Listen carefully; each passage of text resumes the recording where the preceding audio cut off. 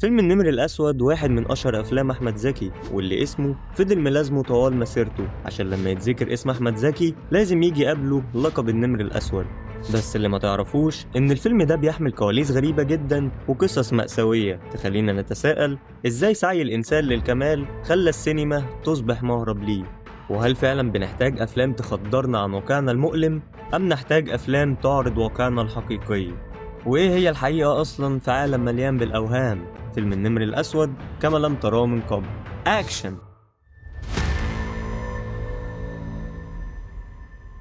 في سنة 1983 حصل خلاف بين أحمد زكي والمخرج محمد خان، كان المستفيد من وراه عادل إمام اللي تم اختياره كبطل لواحد من أهم الأفلام الخالدة في السينما المصرية، الحريف.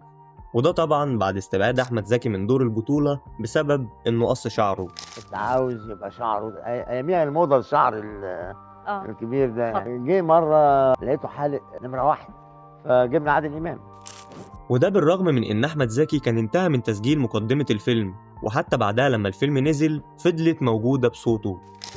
في ناس بتلعب كورة في الشارع، في ناس تنام على الأرض في الشارع.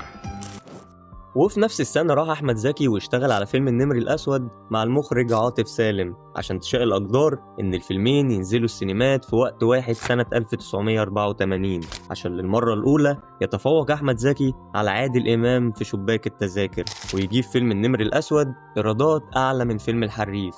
أنا عارف إن ده بالنسبة لك غريب، يعني إزاي فيلم الحريف منجحش في السينما؟ ده واحد من أهم إنتاجات السينما المصرية كلها، وفضل عايش معانا لحد وقتنا هذا. وده خلينا نتساءل، أيهما نفضل، الواقعية ولا الأوهام؟ السؤال اللي هيكون موضوع للنقاش في نهاية الحلقة.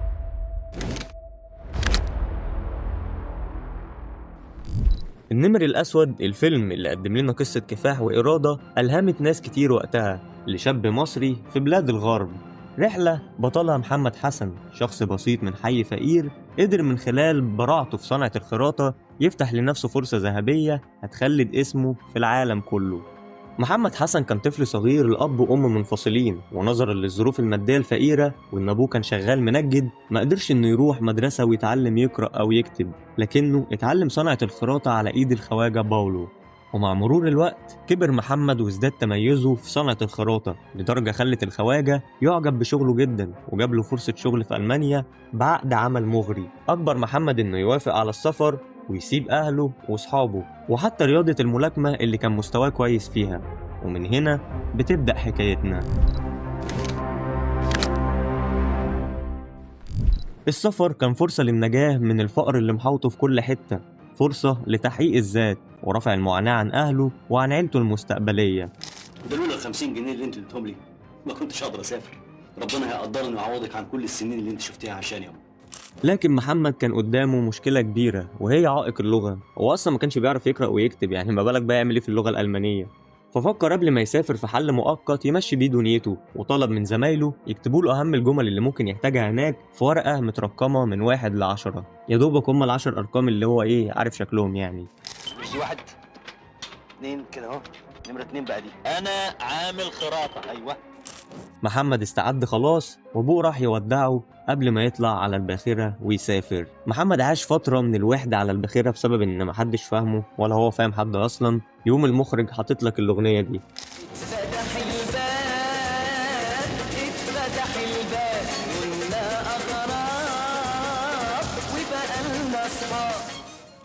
أغنية حلوة وكل حاجة تسمعها بره الفيلم، لكن جواه كان توظيفها غير موفق تماما. المهم بنكمل مع محمد اللي كان بيساعد العمال وخلاص بدأوا يستلطفوه، لحد ما بيوصل البلد اللي هياخد منها قطر الألمانيا وتشتغل أغنية برضه، لكنها كانت متوظفة بشكل كويس. يا رب كل بلادك خير يا رازق السودا والطير.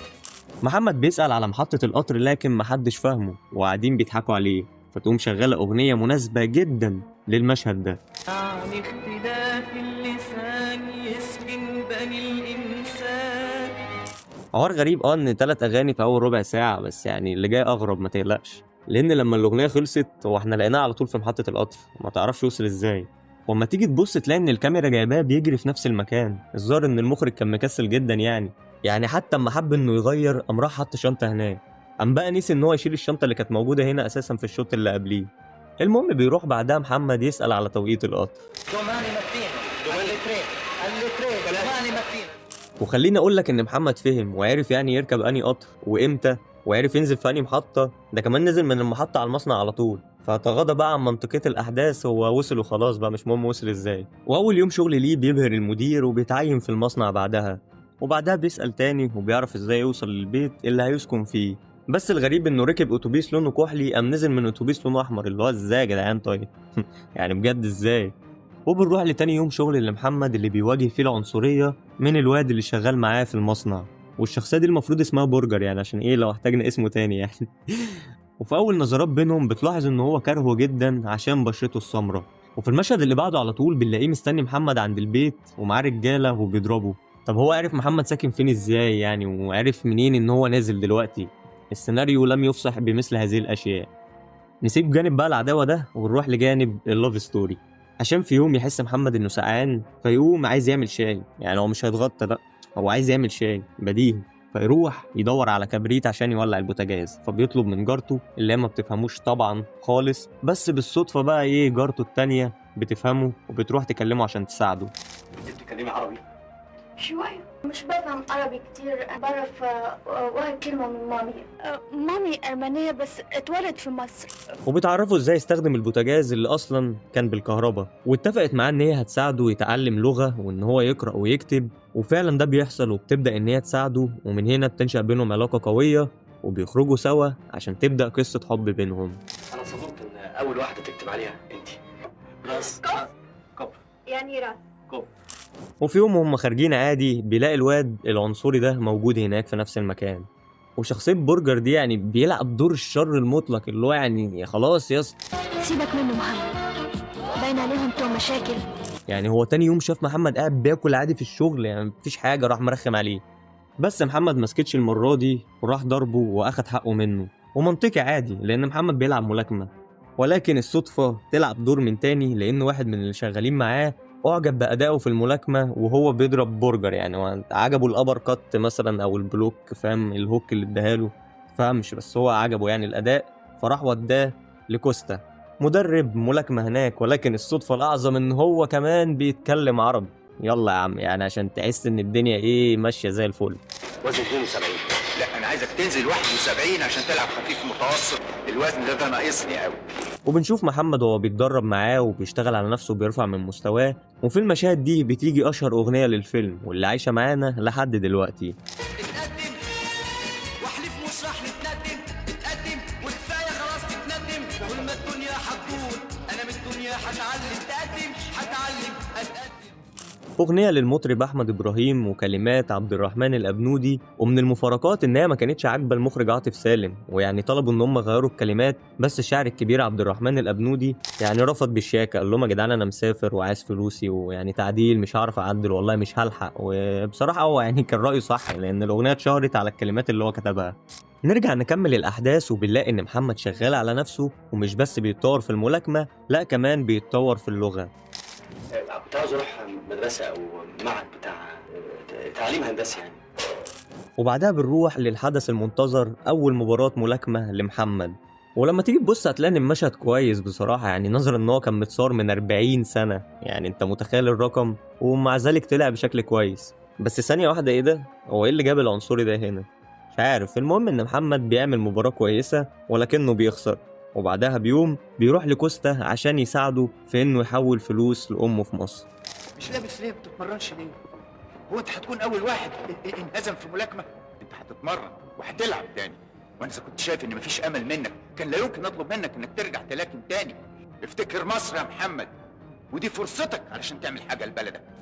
وفعلا محمد بيرجع يتمرن تاني وبيجهز نفسه للمباراة اللي بعدها، وبنلاحظ ان مستواه اتطور جدا. يا عم ايه ده؟ ايه يا عم اللي جاب ده هنا تاني؟ وبعدين هو مغيرش الطقم من المرة اللي فاتت ولا ايه؟ ده قاعد جنب نفس الاتنين اللي كانوا قاعدين معاه في نزال الملاكمة اللي فات. وحتى هيلجا دي لابسة نفس الطقم بتاع المرة اللي فاتت. يعني طب انا متفهم ان ماشي اوقات بنبقى محكومين بميزانية انتاج معينة وبنصور المشاهد في نفس اليوم عادي، بس ممكن نبذل مجهود في اننا نغير ملابس الشخصيات. يا عم حتى لو قلنا ان الشخصيات دول فقراء مثلا ما عندهمش غير الطقم ده، طب غير اماكن المجاميع على الاقل، ما هو مش كده يا جدعان. أصل أخطاء زي دي من الإخراج بتحسسك إن الفيلم واقع، أو يعني بمعنى آخر متكروت. المهم خلينا نكمل. محمد بيفوز بالنزال وبياخد فلوس وبيروح يشتري عربية ويخرج هيلجا ويجيب لها هدية. خلاص بقى محمد بقى اسمه مميز في عالم الملاكمة، ومش أنا اللي بقول كده، لأ ده الصحف اللي بتتكلم عليه كلها. مسمينك النمر الاسود، البطل المصري اللي بدا يلمع في المانيا. وساعتها بيطلب من الخواجة كوستا يكتب له جواب بالعربي عشان يبعته لأمه في مصر. يا ترى الخواجة باولو جاب لك الفلوس اللي بعتها لك وفكتي رهنية البيت؟ حاجات كتيرة ياما لازم تقولي لي عليها. وبنرجع لمحمد اللي بنلاقيه حاطط طاقته كلها في الشغل على مشروع. ده رسم هندسي قطعة غيار، لو حطيناها في المكن اللي عندنا في المصنع ممكن توفر كتير في الانتاج يعني. وهيلجا بتعدي عليه تاخده عشان تحتفل بعيد ميلاده، وفي اليوم ده بيعترفوا بحبهم لبعض. انا من بكره هسأل على اجراءات الجواز ونتجوز. بس جوازهم بيتأجل عشان محمد بيترفض من الشغل. ليه؟ لأن الواد العنصري قرر ينتقم منه، ولما محمد خلص شغل في يوم راح هو شغل المكنة بتاعته وفضل سابها شغالة، ومحمد للأسف بيطرد من المصنع. انا عارف ان ممكن يجي في بالك ان ازاي مفيش ترجمه للمشاهد اللي باللغه الالمانيه في الفيلم. عايز اقولك ان وقتها ده كان هيبقى مكلف للانتاج، فالمشاهد القليله دي كان في مشاهد اكتر لكن استبعدت لان انتاجيا ما كانش ينفع انه يبقى عدد اكبر، فهيضطروا زي ما قلت لك يستعينوا بترجمه. وبصراحه عدم الترجمه انا شايف انه خلاك تعيش اكتر مع الشخصيه وتوصل لنفس المشاعر اللي محمد بيحس بيها في الاوقات دي.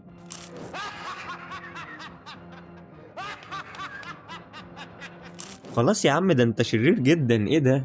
المهم كده ان الشغلانه طارت ومحمد هيضطر انه يأجل جوازه من هيلجا. البوكس ده ما بياكلش عيش، يعني ماتش واحد ممكن يتغلب فيه قاعد بيتكسح في البيت. عندنا في مصر يا هيلجا الراجل لازم يصرف على مراته. الناس اللي في بلدكم كلهم بيفكر زيك. مصر يا هيلجا اجمل بلد في الدنيا. ولما الخواجه كوستا بيعرف بيقول لمحمد ان صاحبه عنده ورشه هيكلمه عشان يخليه يجرب المشروع بتاعه على المكن اللي هناك في اوقات الراحه. الاختراع بتاعك ده مهم قوي. ممكن تبقى مهمه وخطيره جدا، ده ممكن توفر للمصنع مبالغ كبيره جدا. والدنيا بتبدأ تحلو معاه تاني وبيرجع يشتغل على المشروع بتاعه، وكمان هيلجا بتشوف له شغل معاها في البنزينة. وبالصدفة وهم شغالين أبوها الغني جدا بيعدي من العربية عشان يحط بنزين، وبتاخد منه ميعاد عشان محمد يروح يقابله. ولما بيروحوا يقابلوه الراجل بيتصدم يعني، وبيفضل باصص لمحمد كده اللي هو يعني تفهم ان هو عنده مشكلة معاه يعني بسبب لون بشرته من الآخر. بابي بيقول انه عايزني اقضي الويك اند معاه. طبعا لازم تيجي تسمع كلامه. محمد بيرجع يكمل شغله عادي، بس في يوم الخواجة كوستا بيعدي عليه وبيقول له إن في مشاكل في المنطقة العربية، وإن ممكن يحصل حرب مصر وسوريا مع اللي ما يتسموش. وكده تفهم إن الأحداث بتقع في الفترة بتاعة 1967. هيلجا بترجع وما بتكملش الويك إند عند أبوها. دادي مش موافق على الجواز، مش كده؟ ما بحبش محمد، بكرهه. معلش مفيش داعي تخليه يحس بأي حاجة دلوقتي. بس هي يعني بتجيبها لمحمد بشياكة كده. الناس بتوع زمان مش ممكن يفهموا حاجة اسمها حب. فبيقوم هو من نفسه ويروح يقابل أبوها، واللي بيديله كلمتين وهو بيطرده في الآخر برضه. هددني جامد قوي وقال لي اذا ما بعدتش عن بنته هيطردني بره المانيا. ازاي واحد زي لا راح ولا جه يتجوز بنت واحد من اغنى اغنياء المانيا؟ بقول لي الحب هيموت بعد سنتين ثلاثه، ده بقول عليا زنجي زي ما نكون انا اللي متسبب في خلقتي دي. وانت ناوي تعمل ايه؟ العب ملاكمه. وفعلا محمد بيرجع يلعب ويكسب وبيبقى أيقوني في عالم الملاكمة خلاص، وبتشتغل أغنية بتلعب على وتر المشاعر. في قلبي وفاكرك يا مصر، صوتك بيعصر في قلبي عصر. وبدأ يتهرب من هيلجا اللي بتبدأ تدور عليه، وفي يوم بتروح له صالة التمرين ومش بتلاقيه هناك. بس عارف بتلاقي مين بقى؟ أيوة هو الواد العنصري. اللي هو ازاي يا جدعان يعني بجد دي غريبة جدا يعني، هو ملوش أي سبب منطقي لوجوده هنا. يعني أنا مش فاهم الإنتاج قال لك مثلا احنا صفرنا يوسف فوزي خلاص معانا فنستغله بقى، يعني نشوف لي أي مشهد وأحطه لي وخلاص هنا. غريب بجد الموضوع ده. المهم إنها بتيجي لمحمد في يوم تاني والمرة دي بتلاقيه وبيديها الوش الخشابي عشان إيه يعني تبعد عنه. انا ما بهربش ولا حاجه، انا بستعد لبطوله المانيا. المدرب قال لازم تسلك بالستات. والخواجة بيقابله وبيقول له إن مصر أغلقت خليج العقبة وبكده ممكن يحصل حرب. وفعلا بتمر الأيام عشان في يوم وهم قاعدين بيقرأوا الجرايد بيلاقي إن مصر اتهزمت. الكلام ده قبل حرب أكتوبر يعني. فبيرجع بسرعة يلم هدومه عشان ينزل مصر.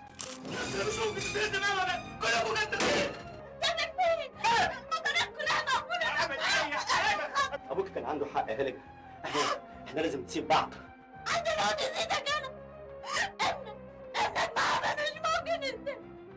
ابني. وفي المشهد اللي بعده على طول مفيش وقت، يعني هيلجا في المستشفى بتولد. ابوك عنده خبر، هيعرف منين بس؟ لازم تروح تقابلها. ايه عملت ايه مع ابوك؟ بس قلت له انا وفيتك المده اللي فاتت ان ابعد عن بنتك واضحي بيها، بس دلوقتي الموقف بقى اكبر منه ومنك، بقى في طفل. اكيد هيجي يشوفها. الولد بيجي ومحمد بيسميه حسن على اسم ابوه. باركيلي ياما، جبنا ولي العهد. ابنك دلوقتي بقى راجل مهم وصوري بتتنشر في الجرانين. انا هجيب هلجا وحسن ونجيلك ياما. انا خلاص ما بقتش قادره استحمل غيري عنك. تحياتي مصر كلها. وبتمر السنين بينا سريعا عشان نشوف المشروع بتاعه بينجح، ومحمد بيبقى راجل مهم في البلد، راكب عربية حلوة، قاعد في بيت واسع، عنده شركة، بيتكلم أكتر من لغة. Instruct our bankers to open an LLC. Accadere ببريك جوفين. بتدين بتريب السرعة ترى اللحظة. وفي هذه اللحظات بينزل التتر على النهاية المثالية دي، وبيبقى محطوط أغنية مشوار طويل.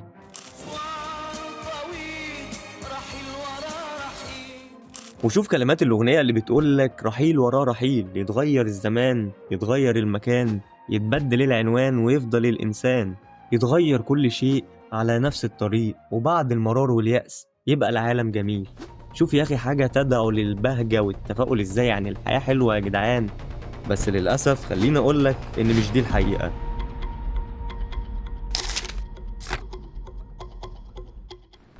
في يوم من الأيام في أسبانيا، تحديدا في جزر الكناري، تقابل الصحفي أحمد أبو الفتح مع محمد حسن الحقيقي، واللي استمع لقصته وأعجب بيها جدا ونزلها كمقال في جريدة الأهرام عشان تقع في إيد المخرج عاطف سالم اللي احتفظ بيها. ولما مرت الأيام وجه محمد حسن في مصر لزيارة لأحمد أبو الفتح، حصل قعدة بينهم كلهم نتج منها فكرة تحويل القصة لعمل سينمائي. فلفت نظر القصة دي وشلتها عندي. وبعدين قابلته مرة أحمد زكي، فالمفاجأة التانية إنه قال لي ده أنا جامع كل هذه القصة ورابطها بأستك وشايلها في البيت. وتم الاستعانة ببشير الديك عشان يتولى مسؤولية السيناريو والحوار عشان يطلع للنور فيلم النمر الأسود، الفيلم اللي للأسف ظلم القصة الحقيقية لمحمد حسن. عشان الفيلم يبيع راح بالقصة في حتة مثالية جدا لدرجة إن اللي يشوفها ما يتخيلش إنها حقيقية. وانت بتشوف الفيلم تحس ان الحياة حلوة جدا، يعني تحس ان الفيلم بيعلك وهم كده. وحتى التنفيذ بتاعه كان متواضع جدا على مستوى السيناريو والشكل اللي مشي بيه الأحداث، يعني القصة الحقيقية محبوكة أكتر بكتير من الفيلم. خليني أقولك إن حاجات بسيطة زي مشاهد وصوله للبيت أو للقطر والحاجات اللي زي دي اتعملت بشكل مش منطقي عكس الواقع اللي حصل فعلا، ناهيك عن كم الأخطاء الإخراجية اللي كانت موجودة. فطلعت له الكارت اللي هو نمرة 6، ومن فضلك أنا عايز نروح من المينا بتاع البحر إلى محطة القطر. فالبوليس شرح لي، قال لي هتمشي على طول وما تمشي على طول. البوليس بعد ساعتين بنفس الطريق قال لي اوه انت لسه ماشي. راح واقف في العربيه وحط المخله بتاعتي في العربيه وخدوني ووصلوني لحد. طب هو ايه الاختلاف بقى بين القصه الحقيقيه وقصه الفيلم؟ خليني اقولك ان الجوانب الحقيقيه من قصه الفيلم ان محمد حسن عاش طفوله صعبه جدا، وابوه كان تاجر تحف وانتيكات وانفصل عن والدته، وعاش محمد معاناه مع الاربع ضراير، وده أدى لإنه ما يكملش تعليمه ونزل اتربى يعتبر في ورشة الخواجة هانز من سن 6 سنين لحد ما بقى عنده 15 سنة، لحد ما بقى خراط شاطر جدا خاصة في تصليح المواتير، لدرجة خلت إن لما أخو الخواجة هانز بعت له عشان يرجع ألمانيا لأنهم في الوقت ده كانوا محتاجين خراطين، بعت محمد مكانه. وحصل فعلا ان محمد خلص جيشه وجمع فلوس السفر بصعوبة جدا وراح اشتغل هناك، وواجه اكيد كافة اشكال معاناة الغربة من اختلاف اللغة والوحدة والعنصرية وغيره. الفكرة بقى ان من الحاجات اللي الفيلم اتك عليها قوي قوي قوي ان ازاي رفرف العالم المصري في عالم الملاكمة العالمية، ومحمد اصلا في الحقيقة كان طول مسيرته بيلعب تحت اسم ألمانيا. وما طلعت على الرينج لقيت ان الماني صحيح، شعره اصفر عيونه زرقاء، اما بص لي كاسمر بقى يجري مني. جه ماتش المانيا ضد كندا رشحوني. ولكنه كان فعلا ملاكم كويس، يعني هو وصل انه في يوم من الايام اتمرن مع الاسطوره محمد علي. جاء في يوم من الايام وصل لالمانيا محمد علي كلاي، مدربي الالماني قال له انا عندي واحد مصري كويس جدا، وبقيت نلعب معاه وانا اتمرن. وفي الحقيقة برضو إن هو ما احترفش في الملاكمة ووقف لعبة عند سن ال 32، وده كان تلبية لرغبة زوجته لأنها كانت خايفة عليه، ولعبة زي الملاكمة معروف إن هي فيها خطورة عالية جدا. هتقول لي طبعا يعني أكيد يا عم هيلجا كانت خايفة عليه، ده يعني في بينهم قصة حب كبيرة قوي. أقول لك إن للأسف إن دي من الحاجات اللي الفيلم بقاها لك برضو، على إن إزاي الحب الحقيقي بيعيش يا حبيبي، وإن إزاي الحب قادر على صنع المعجزات. وإن في الحقيقة محمد لما راح طلب يتجوز هيلجا من باباها الغني قال له أنت فقير ورفض، وبس خلصت قصة الحب دي على كده. محمد راح بعدها بقى اتجوز سيدة سويدية كانت أكبر منه في السن، وساب ألمانيا بعدها وراح سافر معاها السويد، وهناك بقى اشتغل في التجارة وبقى صاحب شركة واتعلم أكتر وبقى بيتكلم أكتر من لغة. انا بتكلم النهارده 5 لغات ما شاء الله. ربنا اشكر فضله، وانا صاحب شركه في السويد. يعني حتى إضافة الخط بتاع حرب 67 ما كانش ليه دور في القصة الحقيقية، وبرضه تحس إن هو مقحم وما كانش منطقي للأحداث. يعني المشهد اللي عرف قام جري للبيت راح لم هدومه عشان ينزل مصر أثناء ما الحرب شغالة والمطارات كلها مقفولة، يعني اللي هو إزاي يعني الفيلم عايز يقول إيه برضه أو يوصل لإيه. وفي اختلافات تانية كانت بسيطة زي إن المشهد الخناقة بينه وبين الشاب العنصري هو حصل فعلا بس هو ما قامش ضربه يعني، وبرضه المدرب بتاعه اللي لعب دوره الممثل أحمد مظهر هو ما كانش بيتكلم عربي، ومحمد عانى كتير في موضوع اللغة لحد ما طورها. اكبر عقبه قابلتني في حياتي في نفس المشوار اللي هي اللغه. هو طبيعي يبقى فيه اختلافات بين القصة الحقيقية وقصة الفيلم، لأن برضه الفيلم هو في الأول وفي الآخر عمل درامي، مش شرط إن هو يكون مهتم قوي ومتشبث بالتفاصيل الحقيقية للقصة، بس الطريقة اللي مشيت بيها الأحداث وعرض القصة بشكل مثالي خلى الفيلم يظلم بدرجة كبيرة القصة الحقيقية لمحمد حسن، اللي كان فعلا شخص مثابر وقدر بكفاحه وإصراره يوصل لمكانة مرموقة. وللأمانة قصته الحقيقية كانت تستحق إنه يتسلط الضوء عليها بعيدا حتى عن الشكل اللي طلعت بيه على الشاشة. لان في مثل يقول ايه، ما يحسش بالمريض الا اللي مرض، ما يحسش بالجعان الا اللي جاع. مسافر ما تعرفش ولا قرايه ولا كتابه خالص بالظبط، ولا كان معايا فلوس ولا كان معايا اي حاجه، كل عزيمه ان هو يقدر يحاول يتعلم. وعلى فكرة محمد كان حابب إن يتعمل جزء تاني من الفيلم وسعى فعلا في ده. كان نفسه يعمل بارتو للنمر الأسود سواء سينما أو تلفزيون، بس للأسف كل ده انتهى في سنة 2014 تحديدا في تاريخ يوم 27 نوفمبر لما أعلنت أسرة محمد حسن اختفائه في ظروف غامضة، وكان في قلق كبير عليه خاصة إنه كان مصاب بقاله 1.5 سنة بمرض الزهايمر.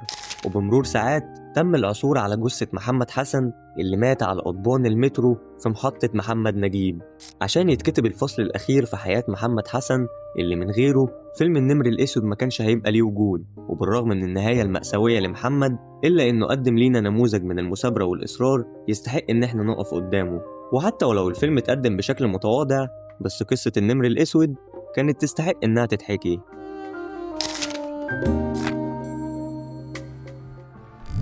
فيلم النمر الأسود وفيلم الحريف بينهم تشابه كبير جدا، مش بس عشان أحمد زكي ولكن الاتنين تناولوا قصة حقيقية. وقال اللي ما يعرفش فيلم الحريف مستوحى من قصة حياة سعيد الحافي واحد من أمهر لعيبة الكورة الشراب في مصر. وطبعا مش هنتطرق للموضوع ده دلوقتي لأن فيلم الحريف حكاية تانية وعايز حلقة لوحده أصلا. اللي عايز أقوله إن الاتنين بينهم ترابط كبير بس شتان الفرق بينهم على مستوى التنفيذ. فيلم باعلك صورة مثالية للحياة وفيلم تاني كان واقعي لأقصى درجة. وعلى فكرة بيقال، وخلي بالك من كلمة بيقال دي عشان أنا ما لقيتش مصدر قوي بصراحة على لسانه، إن أحمد زكي لما اتفرج على فيلم الحريف ندم عليه جدا.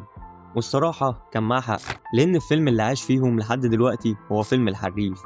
هو خيب الأمال جدا وقت عرضه وحصل خلاف أصلا بين عادل إمام والمخرج محمد خان وقتها بسبب يعني إن الفيلم منجحش وما جابش إيرادات، عكس فيلم النمر الأسود اللي وقع في فخ المثالية المفرطة والسعي للكمال وابتعد كتير جدا عن الواقعية وحكى لك القصة بالشكل اللي انت تحب تشوفها بيه. وده كان هو سبب نجاحه في شباك التذاكر. وده منطقي لأن زي ما نيتشه قال أحيانا لا يرغب الناس في سماع الحقيقة لأنهم لا يريدون رؤية أوهامهم تتحطم. الوهم أحيانا بيكون مادة لذيذة للتسلية. الإنسان بطبعه بيميل للأفكار اللي ما تشغلش دماغه، أفكار تكون على هواه بدون اصطدام مع الواقع أو الحقيقة المؤلمة، الحقيقة اللي ما فيهاش الحب بيهزم المستحيل، الحقيقة اللي ما فيهاش هيلجا واللي فيها الفقر دايما بيخضع لصاحب القوة والنفوذ. وده يحطنا قدام تساؤل: هل نحتاج أفلام تخدرنا عن الواقع، أم نحتاج لأفلام تعرض الواقع اللي بنعيشه؟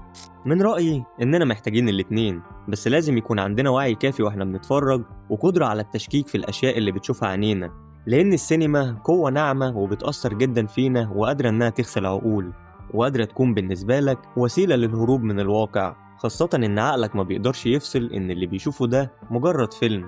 فلو في يوم قررت إنك تهرب، اعمل ده وإنت واعي، وزي ما قالك رينيه ديكارت: من أجل البحث عن الحقيقة من الضروري مرة واحدة في مسار حياتنا إن نشك قدر الإمكان في كل شيء. ولو إن ليا رأي إن مفيش حقيقة في الحياة، الحقيقة ملهاش مفهوم واحد، ودايما كانت موضع للنقاش للعديد من الفلاسفة، لأن الحقائق الغير مثبتة علميا مجرد وجهات نظر أو معتقدات، الطريقة اللي بيشوف بيها كل إنسان الحياة من خلال تفسيره أو تحليله للأشياء. بس بالرغم من كده، الشك لو ما قدرش يوصلك للحقيقة، على الأقل هيبعدك عن الأوهام.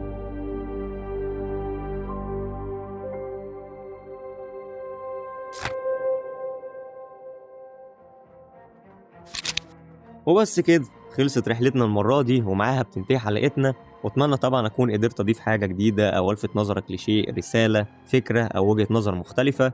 والاهم في الاخر هو رأيكم انتم اللي هستنى تشاركوني بيه تحت في الكومنتات.